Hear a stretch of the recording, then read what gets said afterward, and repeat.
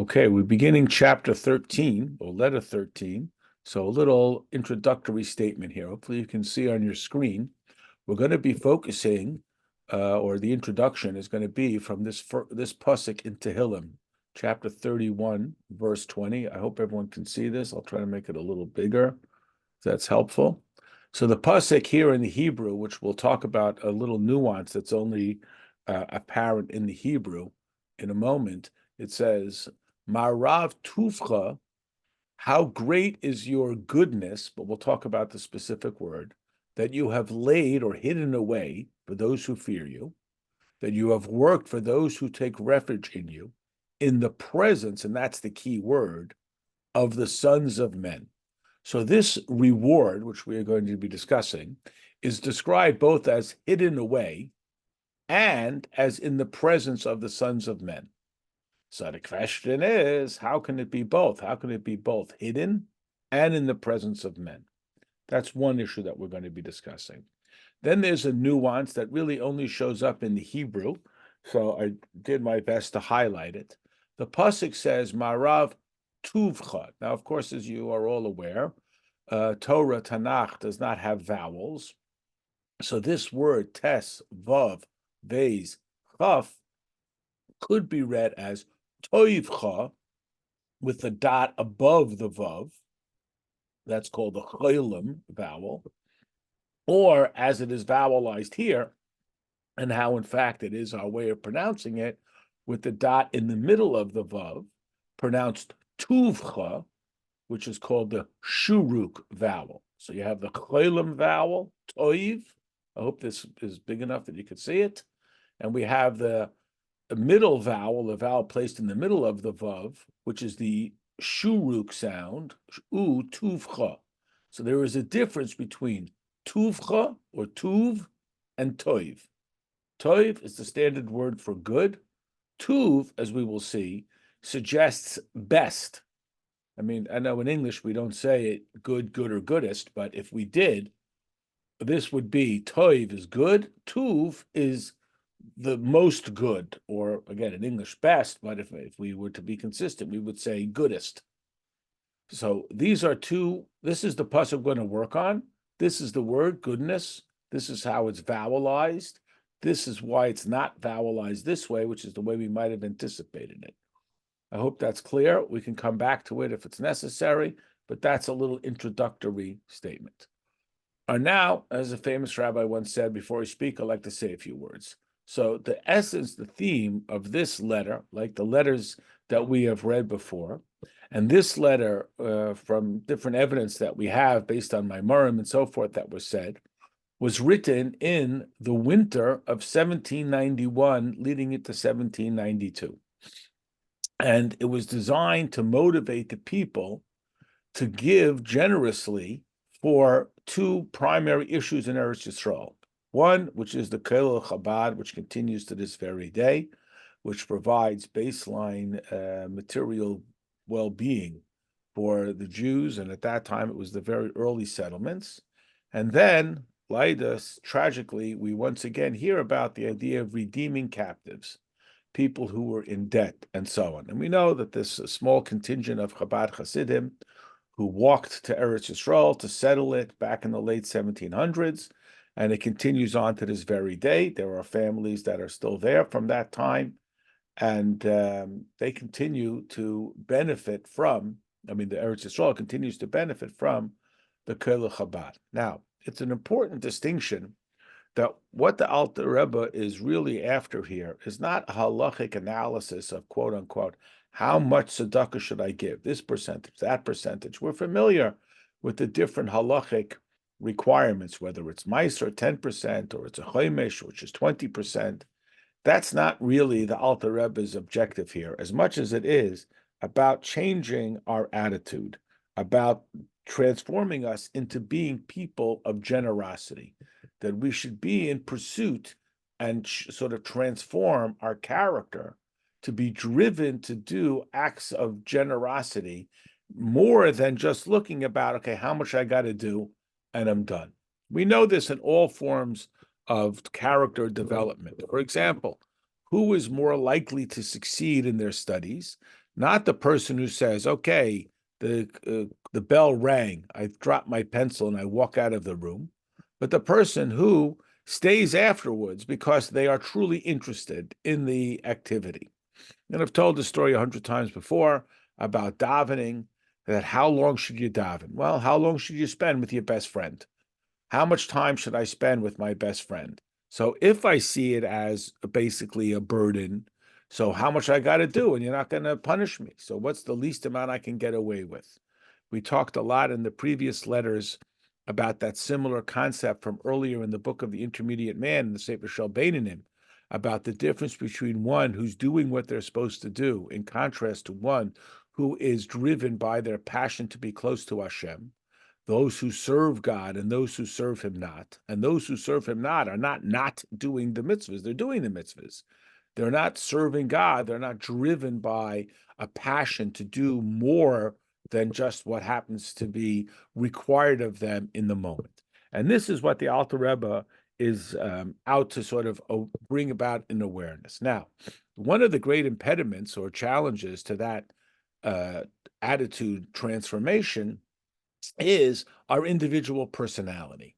Now, as we will develop here, that just like a person has a human personality that is both a combination of nature and nurture, that is, they're born with a certain tolerance, whatever the brain science is not our purpose here, and then they're raised in a certain environment to cherish certain ideals and values. And even if that is in fact the case, they have the capacity to overcome it. Similarly is true of the neshama. While it is true, and again, you may recognize this from earlier in the Sefer Shalbeinanim, where the Alter Rebbe quotes the Kabbalistic idea that every neshama comes from or is dispatched from or is primarily associated with a certain degree of spiritual awareness, one of the four worlds, and every neshama is from one of the specific spheres, and therefore each neshama has its particular predisposition. That is, a neshama, although it is essentially an infinite entity, although it is we're in chapter 13, we're in the Iggeres HaKodesh, in the letters. I don't know if you got it. Okay. Every neshama has its personality, but that personality, although it does in fact shape our character, it does not have to imprison our identity, because we come from the essence of Hashem, Chelik Elokah Mimal Mamish, actual spark of God, and as such, we contain the infinity of Hashem, and the infinity of Hashem is not limited to even its contour and its predisposition. So while it is true that some people are born with a more generous nature, and some people are born with a more rigid nature, and some people are born with a greater intellectual curiosity, and other people are drawn to more rigid, dictatorial, engineering, accountant style of scholarship, we are not limited to it. We find that actually in this week's Parsha as somewhat of an illustration. In this week's Parsha, it's the end of Yaakov's life. It's also the end of Bereshis. It's the end of the quote-unquote good days. And Yaakov calls in each of his 12 sons, and he gives them direction in life, not because he's trying to harm them, but because he's giving them some insight. This is where your character lies. And yet, within everybody's character, they all have all the entirety of Hashem, just as the Gemara talks about having a mitzvah that is particularly meaningful to you. But that doesn't mean that I have to do the other mitzvahs. I don't just do the things that I'm good at. I don't say, well, I really like davening. I don't like Torah study so much, so I'm not going to study Torah. Why? Not only because we have to do all of the mitzvahs, because our neshama in its essence is really infinite, non-definable.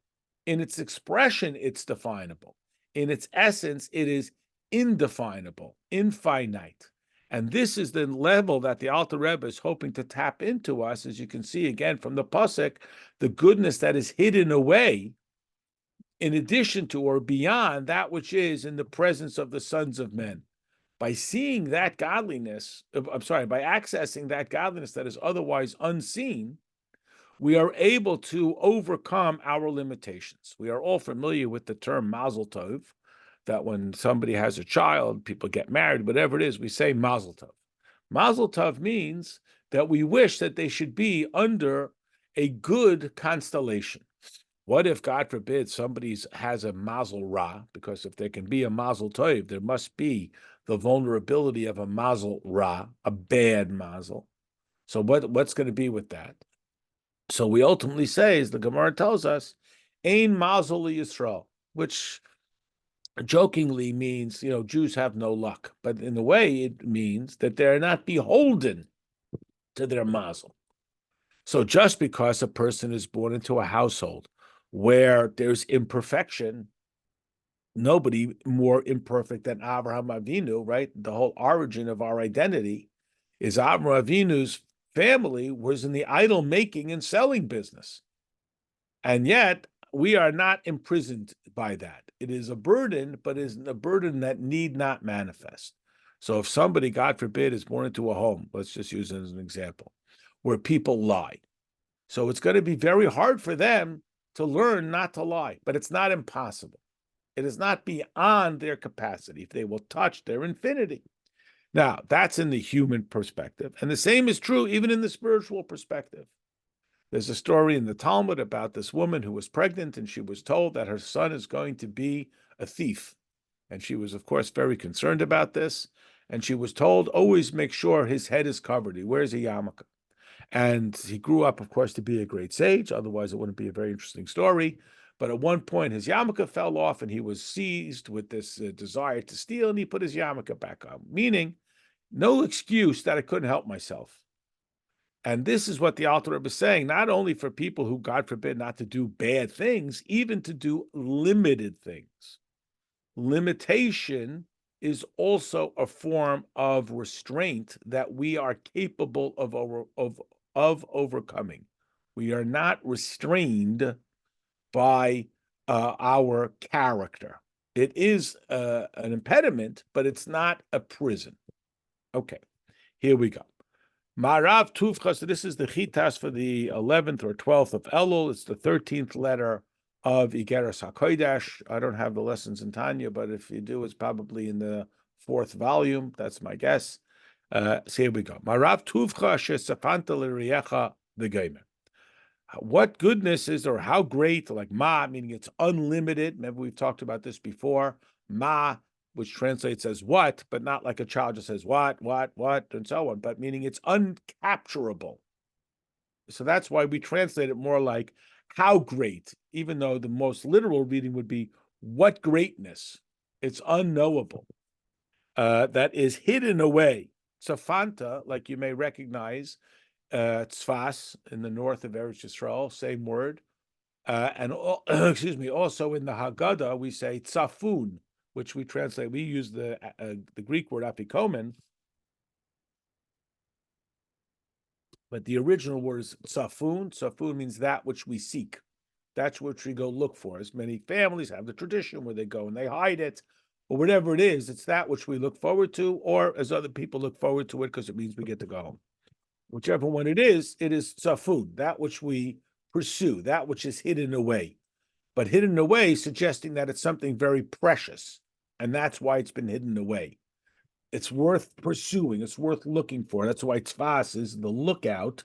It's worth looking for. Tzofeh, and so on. Okay. L'riecha, to those who fear him. So here we go. Hine, bechlal oivdei Hashem. Within this context of this phrase that we talked about so much in the previous letter, called Oivdei Hashem, those who serve God. Now, again, remember back in Sefer Shel Beinanim, in chapter 16, we talked about the difference between one who is a servant, means he does everything right, he's doing everything he's supposed to do, and one who serves, actively serving Hashem. Not the same. Similar, but very different. Yesh beis bechinas umadregas chalukos. There were two different levels. And again, this is like hopefully we say about every letter, this is the core essence of Tanya, that we recognize human individuality. Now, again, in Torah, we don't commonly take individuality. We don't say, well, if you really like Shabbos, then you should observe Shabbos. And if not, you should observe Kashrus. We have one set of laws that basically are for everybody. And you have to dig pretty deep to where we start to contour or respond to individual issues, concerns, and personalities. And yet here, right off the bat, the Alter Rebbe is acknowledging that there are these very different levels. Mitzad Sheirish Nishmasan, which is not the product of themselves, but it is something that is outside of their control. It is the root and source of their neshama. Now, again, we know this to be true in our humanity, that you can't just, quote, be whatever you want to be, that everybody has got their predispositions. And again, not because of something they did, simply this is their character. This is how they are innately shaped. And yet, as the basic point of Tanya, deep within our very essence, there is the absolute gift from Hashem, Chelek Elokah Mimal, Mamash, the actual part of God, which is, of course, like Hashem, boundless, not defined at any level. And as such, it is receptive to every aspect of godliness. So one way is the way in which we divide it up, right and left. Now, I'm sure everybody remembers from the previous letter, we talked about the ideas of right and left. Right and left could essentially be random terms. We could just say odd, even, and so on, because we want to group them, and we want to group them together. But there is greater nuance to there being the right and the left, as opposed to just saying black and white. But that's a little bit beyond the necessity for our purposes here. We have this idea that as the infinity of Hashem is compressed into this physical world, Hashem aligns himself. And again, we're permitted to use this terminology. Of course, God can do whatever he wants, and he can do it in any way that he wants, et cetera, et cetera. But this is, in fact, the way God has chosen to do it, that is to obey certain rules. Of course, those rules do not innately compel Hashem to do anything, because as God, he can do anything. That he has no compulsion, but it's worth utilizing this terminology for our purposes. So the right side represents the powerful dominant side, which is predominated by the more limitless characteristics. So the qualities of Chachma, which again, Chachma, remember, is not my test scores, it is my willingness to go outside of the parameter. Chesed, which is limitless. And remember, the spheroids we always talk about do not have a morality.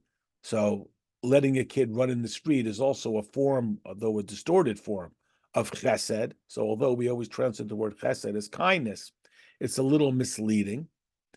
Netzach, which is determination, is on the right side.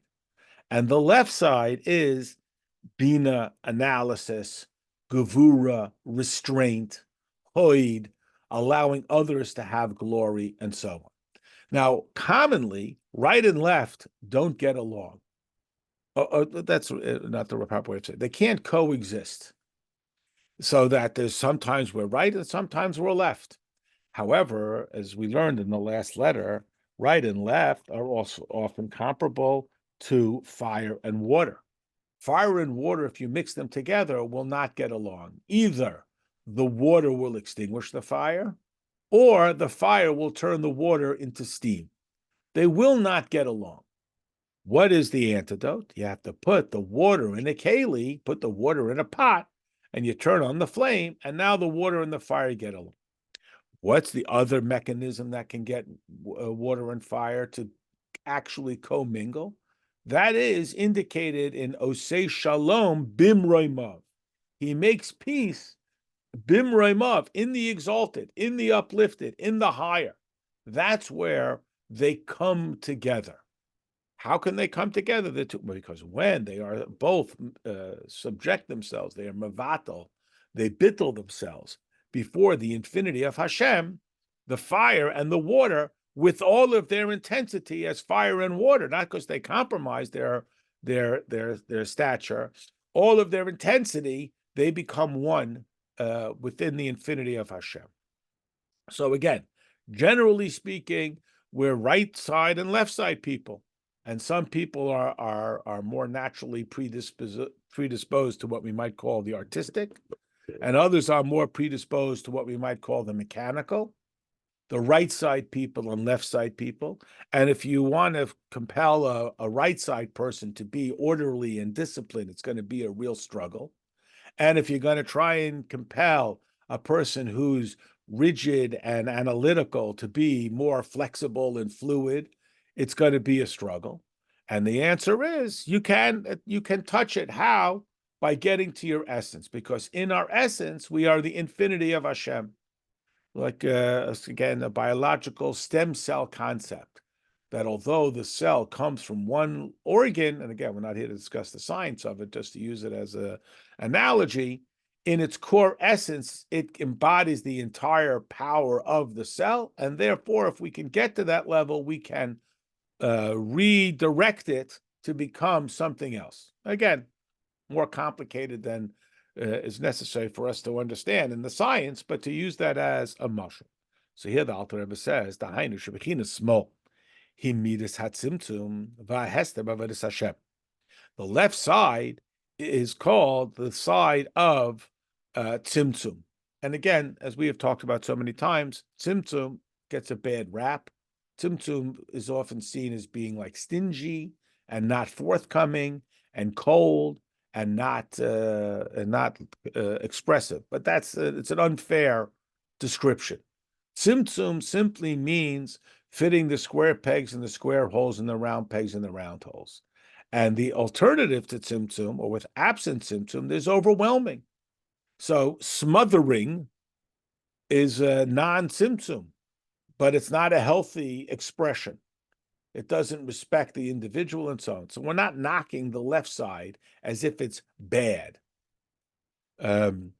However, just to fully play that out, one of the values of using the right-left analogy as opposed to black-white, up-down, is that right is stronger than left. Most people are right-handed. And so the emphasis is on the right side midos. As the saying goes, if you're not sure whether you should be kind or rigid, be kind. Like default to that. That's where we'll default to. But not to portray left side as somehow being nasty and stingy and mean or something like that. Now, how do we see this? So one example is ksiv, like it says, v'hatzne leches chulu, that one should conduct themselves in a manner of modesty. They should be modest in their ways in which they walk before Hashem. Curiously, this not only means that a person should be modest in the way in they conduct themselves, it also means they should be modest in their modesty. Every morning we say in our davening, a person should always revere God in the hidden. Now, the common interpretation of that phrase is that even when no one's looking, you should also be in a manner that is reverent. We all know the idea that when other people are watching us, we are more contained, more controlled, more tempered. And when no one's looking, we might be more tempted to be frivolous and less than appropriate, et cetera, et cetera. However, in addition, it means that even our Yirah Shamayim, our fear of heaven, should be in a modest way. I know it sounds silly, but we can all imagine a subtlety of somebody who is very braggadocious about their humility. I know that sounds ridiculous, but again, if we imagine that, we could what's the word I'm looking for? We could see where that may happen. Yes, you had a question. You have to unmute though. Yeah, thank you, Rabbi. Thank you for this class. Can you speak a little more about, I don't understand quite I'm literally reading the translation of to walk covertly with the Lord your God. Mhm.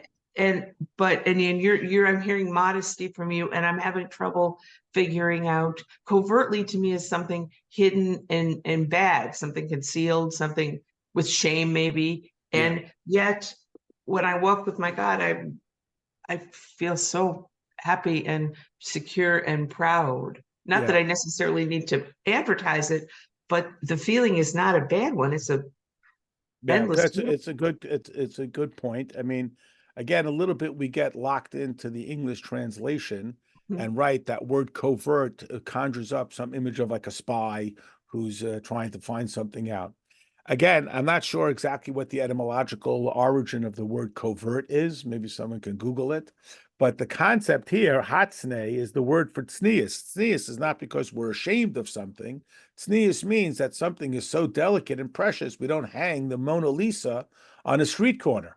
Why not? Because if something is a cherished piece of art, it is enriched by it being hard to access. It's not just out there for everybody to see. You have to make an effort to go. Where do you go to the Louvre? Whatever, I'm not even sure. Wherever the Mona Lisa is, it's not in the 7-Eleven. It's in a setting that enriches its glamour by being again hidden and concealed. So when we're talking about the way in which we walk with Hashem, it's so delicate and so valuable that it needs to be cherished in its hidden sense, like we cherish a great piece of art, and like I said, we don't just hang it on the street corner. So again, going beyond now, as you recall from the last letter, there were two levels. One is the act, and the other is the avoida, the labor. And the act of tzedakah will produce shalom, non-conflict. The avoida of tzedakah will produce hashket vavetach, which we translate as silence, but not silence as in keep your mouth closed, but it means like a total calm. And betach, again, a security, a sense of assurance in that sense. Here as well, the Alter Rebbe is talking about this idea that when we will dig into that deepest level of our relationship with Hashem, we will be able to find this capacity to overcome even our natural tendencies, not because our tendencies are bad, but because our tendencies are limited. And then it's not really the service of Hashem. And again, we might summarize one of the great themes of Tanya is we have to add value. So to say, well, I'm naturally a very nice person, it makes it difficult. So then what am I doing? I mean, if I'm naturally a nice person, that's what Hashem has gifted me. That's how I came out of the factory. What am I doing to add value to it? Well, maybe my value add is I have to be more organized or more disciplined and not just do what is my own.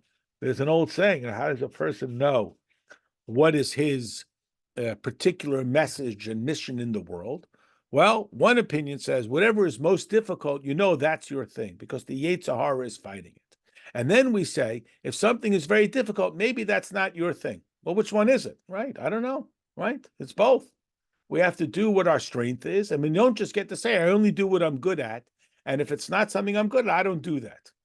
And this is what the Alter Rebbe is trying to get us to tap into, is our infinity.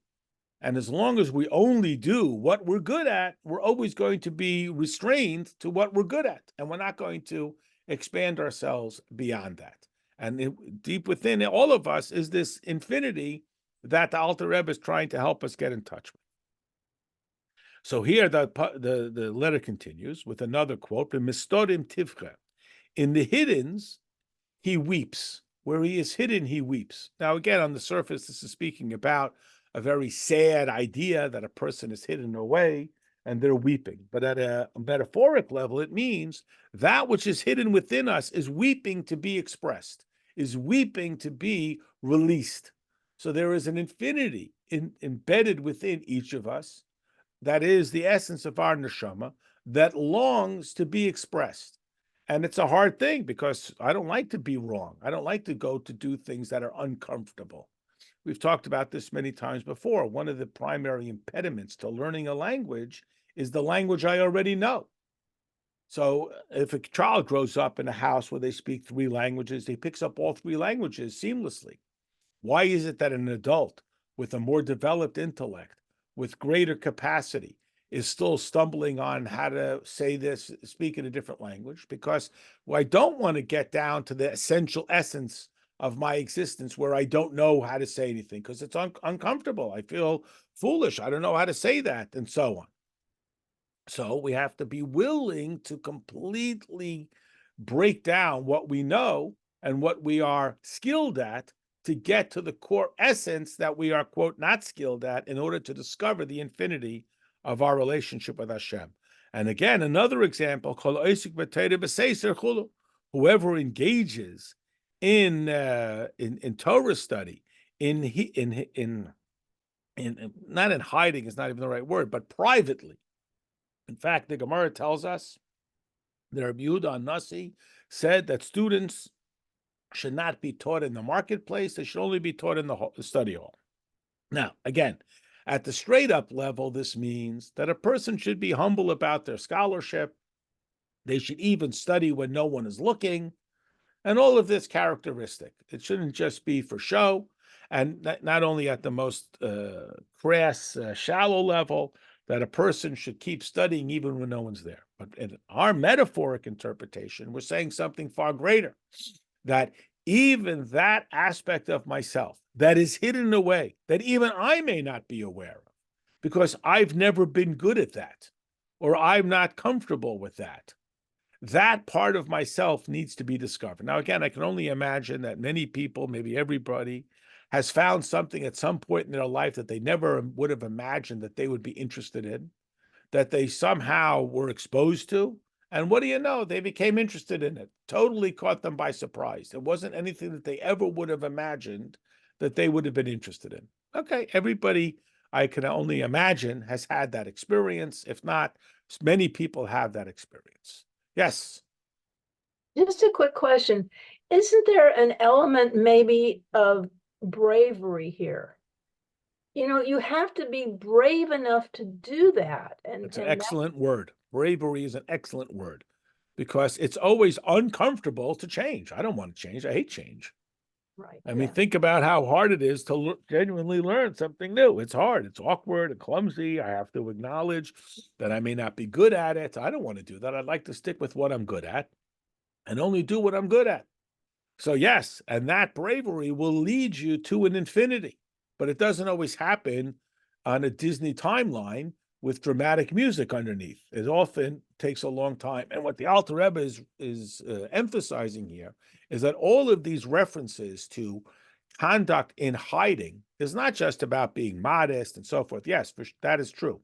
It's about there's an aspect of godliness that is hidden. Now, again, in English, and again, this is just such a cultural illustration.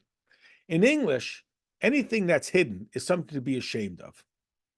Because if you got it, flaunt it. That's the Western mentality. 57 Chevy, boombox, the bigger, brasher, more out there it is. And if it's not, that's because you're ashamed. But that's not necessarily a Torah concept, not just in the concept of modesty. It's also that which is deep hidden within us that we are unaware of.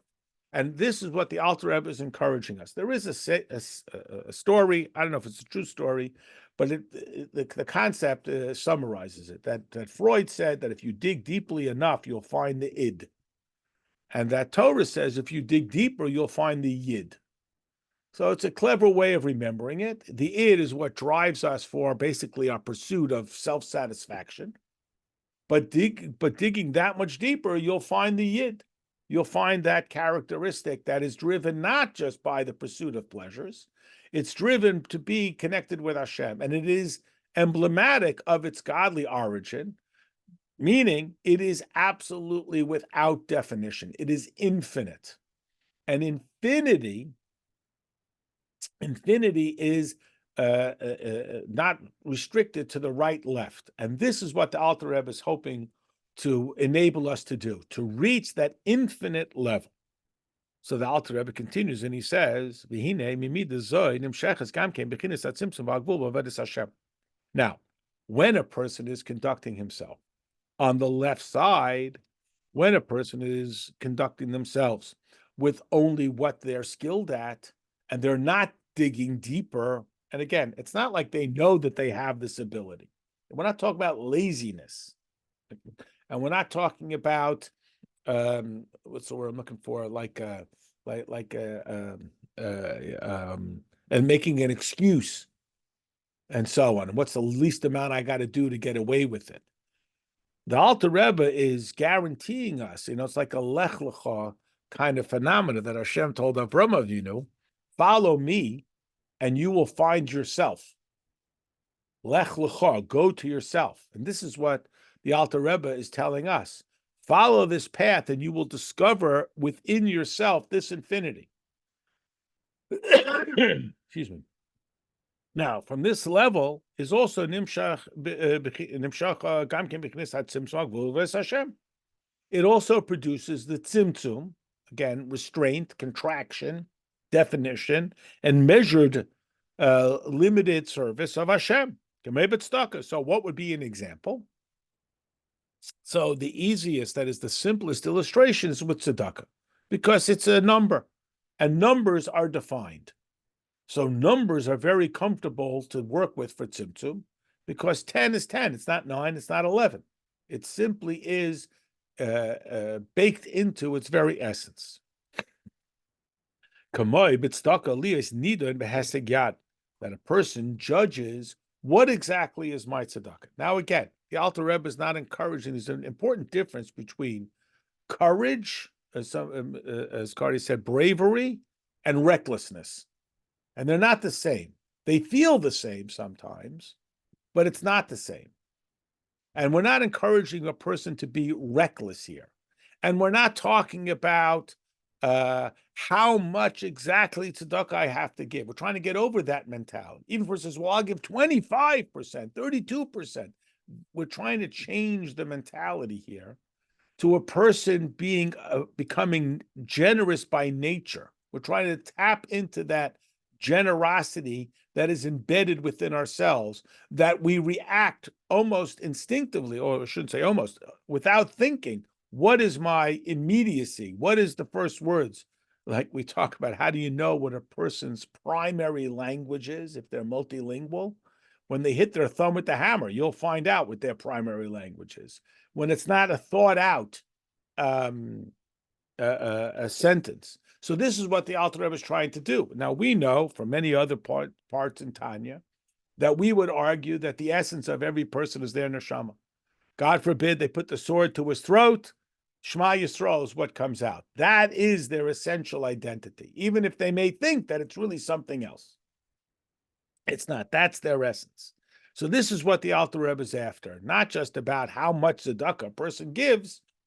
It's about changing their mentality to be a person who's naturally, intuitively generous of spirit, generous financially, generous of character, and so on.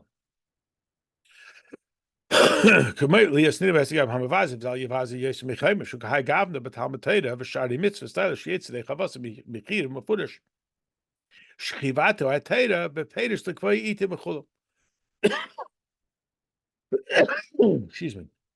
So whether it's tzedakah giving, where there is a rule that when one distributes, he should distribute no more than 1/5, or when it's Torah study, that there's also rules about Torah study.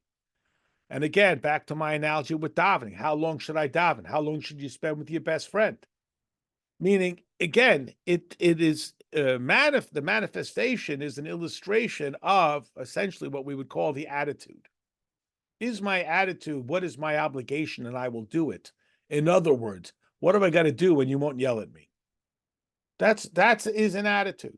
The Talmud describes the people who destroy the world as people who say, what is my obligation? I will do it. Wow, that sounds so virtuous. No, it means, what's the least amount I got to do? That's it. So again, we know about this in areas where it's unpleasant. If I have to pay my taxes, my greatest objective is to pay as little as I have to. I'm willing to pay, as people quoted, my fair share, whatever that means, but that's it. But when I want to give a gift to my best friend, to my child, I want to give them everything. Maybe I have to restrain myself because the attitude is that I want to give to everything. Again, just to use an illustration of this in the laws of tzedakah, we find a curious halacha. If God forbid a child is orphaned, so in Torah, just like lahavdil, the secular world, we appoint a guardian.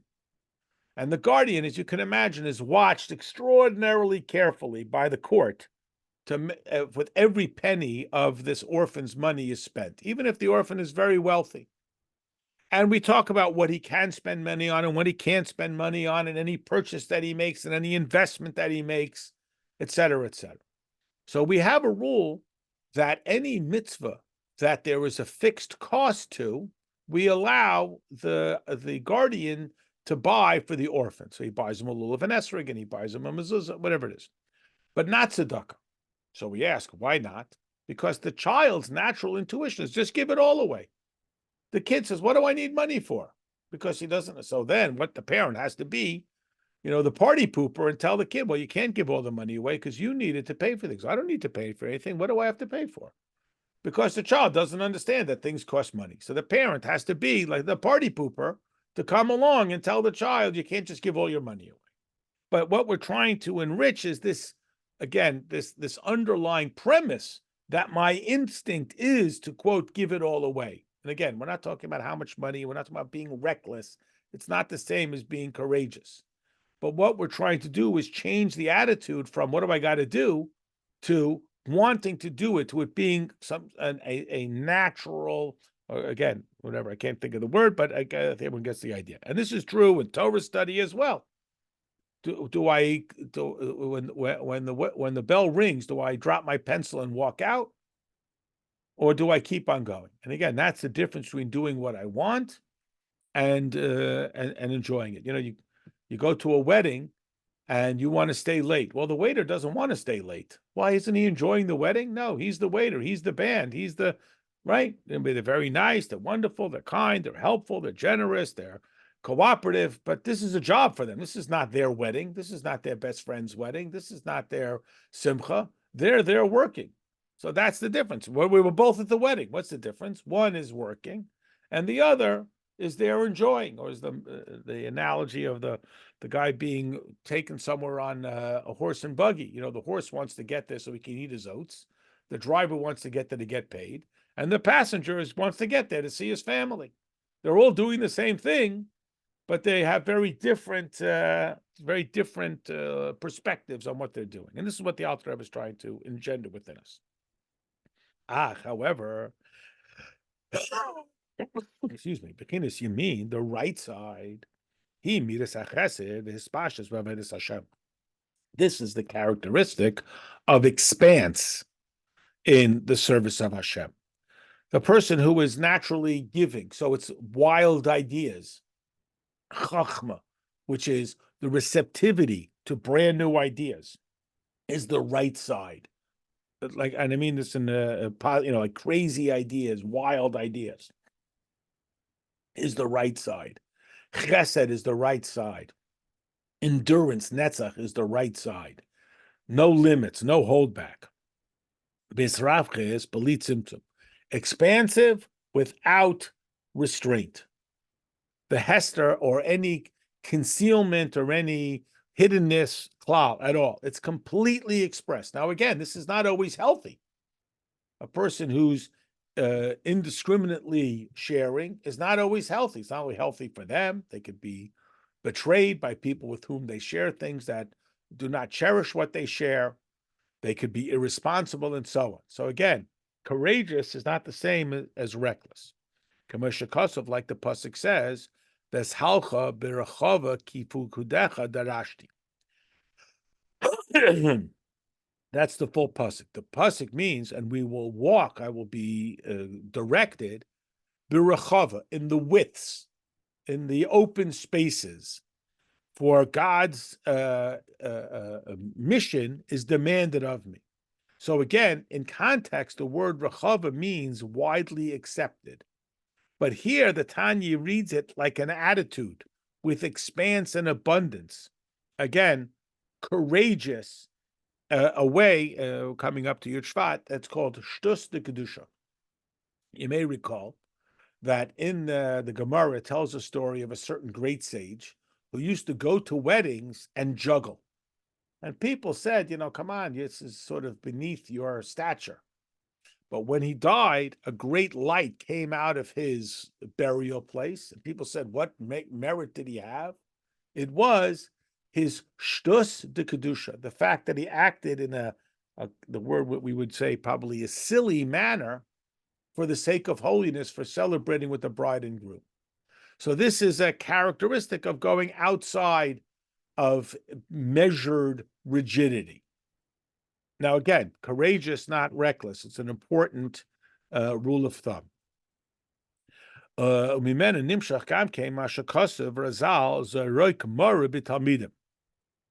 Now, here, this verse means that you should impart, the translation is almost one of like bitterness, but not bitter in a sense of being bitter and nasty and angry, but to sort of display like an anger against students to get their behavior in line, a form of gevura. But again, it could also be a form of chesed when the teacher conducts himself with a manner that evokes a certain awe. Now, again, here's always that very fine line. Does the teacher act like buddies with the student, or does the teacher act like this sort of detached upper level? And there can be a value to both.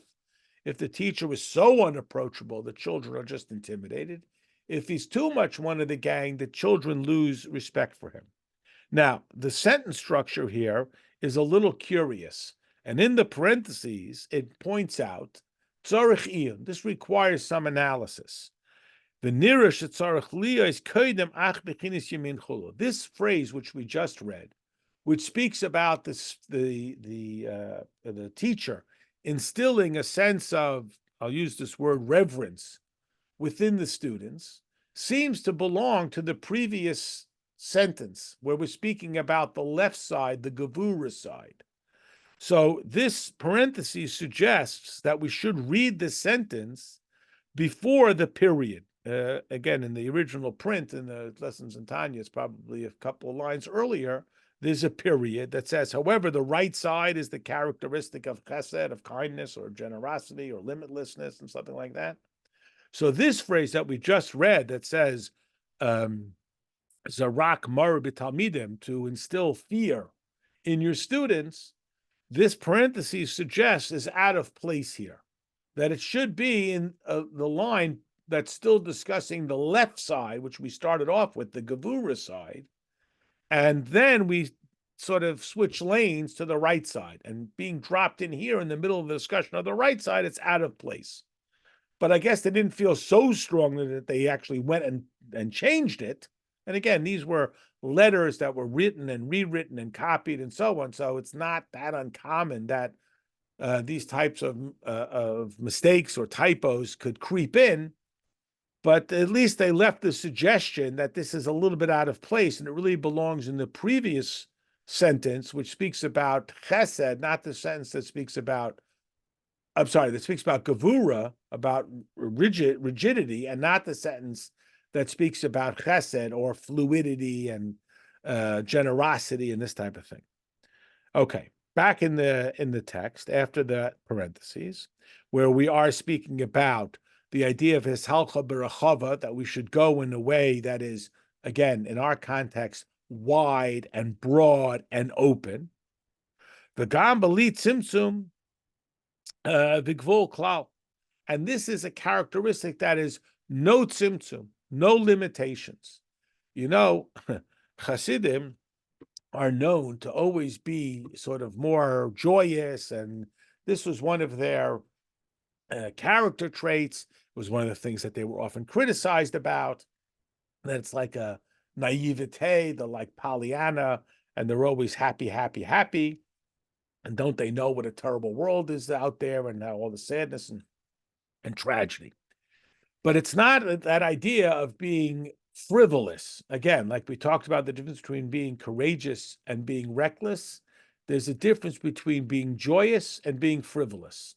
And the two should not be confused. They look similar, just like chesed and carelessness look similar, and gevura and harshness look similar. You know, when you insist that 2 + 3 is 5, that's gevura, but it's not mean. When I won't help you just because why should I, that's mean. They're both a form of gevura. When I am kind to people and I say hello to strangers, that's kindness. When I tell the kid, sure, run in the street, do whatever you want, that's a distorted form. So we should not confuse the two. Ve'ein ma'atzo l'ruach nidvosai, bein b'tzedakah, bein b'talmud Torah. So what is the illustration? How do we see the characteristic of chesed?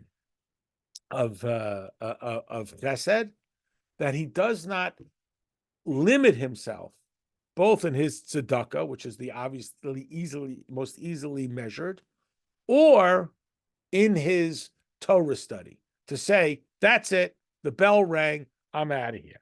And again, that's how we tell the difference between who sees this as a chore and who sees this as a love. If it's a chore, I only do the minimal amount. I do what I have to do to get, if I'm working to get paid. But if it's a labor of love, I'm invested all the way through and through until the end. If I do it only for what do I have to do to get the reward, then I check my box, leave me alone. And the same is true with shari mitzvahs, with every mitzvah.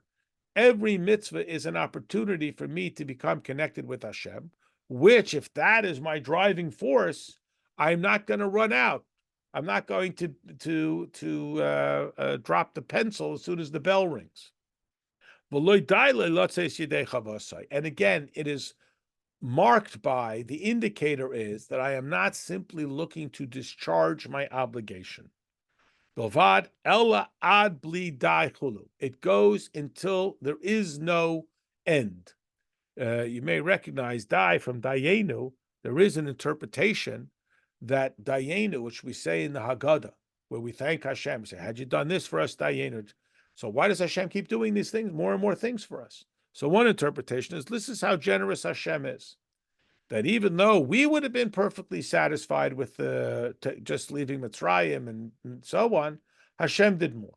And then there's another interpretation, one that's a little less flattering with the dayenu, saying, we are satisfied. And Hashem says, stop saying that. Stop saying that's okay. That's dayenu. There's so much more. There's an infinity of godliness. And again, we are like, oh, that's okay. I'll just stay here. And again, this is a not uncommon phenomena. People say things like, oh, I'd love to learn more. I'd love to. So why don't you do it? Well, I don't know. I mean, so we love to say we want to leave Mitzrayim. We love to say we want to leave Mitzrayim, but how many of us want to leave Mitzrayim? And again, not us because we're perfect, but other people that we know. How many of us really want to leave Mitzrayim? Or do we like it? We like the measured. We like to know what it is. We will trade opportunity for a sense of security. And Hashem is saying to us, we have this infinite characteristic. And again, just to use this as the opportunity to describe, when the Rebbe assumed the leadership in 1950-51, this was really where America was, American Jewry, or Jewry at large, was at a crossroads. There were those who said, look, we can barely manage to get people to do the minimum. That's all you can hope for. You're not going to get Western Jewry to be enthusiastic and passionate about godliness. You can get them to check the boxes. They'll eat matzah on Pesach. They'll show up on Rosh Hashanah. That's all you can expect. And that's pretty good, because the alternative is they become completely subsumed in Western culture and they're lost forever. That was an attitude. Then there was another attitude that we have to hunker down and build insular enclaves to just preserve what we got. And then there was the message of the Rebbe that America is the land of opportunity, material opportunity and spiritual opportunity. And as we know, it's a very American, and maybe it's by now been exported to the whole world, mentality. Nobody wants to invest in what's happened. Nobody wants to invest their identity, their character in something that's best days are in the past. Oh, how much better it used to be back in Europe, in the Alta Titan, and so on. And nostalgia is nice, but not to the point that it drags you down to thinking, well, why would I want to do it now? Its best time is past. And the ultimate sales pitch of Yiddishkeit is to argue that its best days are now. And this was the Rebbe's message, to be a buyer on the future of Western Jewry. How? By touching on this infinite characteristic. And this is what the Alter Rebbe is sort of advertising. Now, Bihine, call Ish Yisrael. Every single Jewish person, and again, the word Ish, remember we always talk about that the different names, just like in English, you have humans and people, and the different words represent different characteristics, and Ish is a reflection of the character as opposed to the intellect, which is Adam. Must incorporate both characteristics together. You must. You can't say, I only do what I'm good at. And I don't do that because that's not my thing. You don't get to say that. That's going out of Mitzrayim. Who wants to leave Mitzrayim? Everybody. Who's going to leave Mitzrayim? Well, I don't know, and it's hard, and it's uncomfortable, and so on. Right? Our job is to comfort the disturbed and to disturb the comfortable, and not just say, "Well, this is what I do." There is no matter that doesn't have its place. I mean, Tishrei it encapsulates this. Tishrei is like the decathlon of character traits. You have the solemnity of Rosh Hashanah and Yom Kippur, and you have the physical labor of Sukkot, and you have the unbridled celebration of Simchas Torah. And you might say, look, I'm a Rosh Hashanah guy. I don't do Simchas Torah. How could the same person be engaged? The Rebbe once used an analogy. It's like a wedding. In Chabad, you go to a Kabbalah's Panim. It's so serious and so intense. And then you come to the celebration and it's so infinite and so joyful. What happened? How does it go from one to the other? Because essentially it's always the same. I'm serving Hashem with intensity. I'm serving Hashem with celebration. The two are absolutely intertwined. Lamdeinu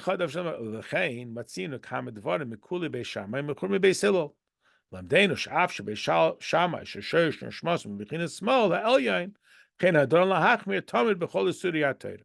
Beis Hillel sh'am b'chinas yamin ha'elyon hamlam schus lahakel lahatir isuri beis Shammai shemitarim mi'isurim v'yichon alas lamayla. So here the Alter Rebbe uses an illustration. We have two famous scholarships. One was called Beis Shammai, the school of Shammai, and one was called the school of Hillel. And Shammai and Hillel, who are, of course, the originators of these yeshivas, had an individual spiritual personality. And as we've talked about so often, we like to think that we are all objective, but no one can be purely objective. We are born with a certain personality. Abraham Avinu was Chesed, Yitzchak was Gevura, and these were the characteristics of Shammai and Hillel. Shammai was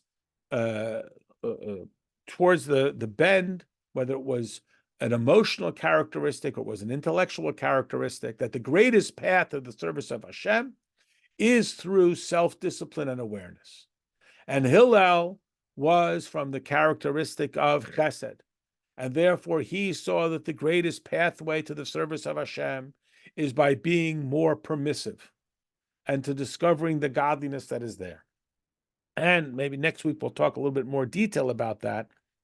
But in this context, the point is that still we find that there are a few times when Hillel is more restrictive and Shammai is more permissive. Why? Because just because a person comes from a certain character trait or a certain philosophical perspective does not lock them into that under all circumstances. And the same is true with each of us. Even when I have a certain predisposition to a certain set of character traits, I should not allow myself to be imprisoned by them and say, well, that's just who I am. I am just a very stingy person, or I'm a very generous person. I'm a kind, loving person. Well, maybe your avodah is to be more disciplinarian, or maybe your avodah is to be more forgiving, and so on. And again, it's not, we're not talking about being reckless or careless. We're talking about being brave and courageous. Okay, we'll stop here and we'll continue next week, and we'll probably have to review a little bit of this Hillel Shammai idea in the next place. Thank you. Thank you so much. Okay. Have a good week, everybody. You too. Guys. Thank you. So- Thank you.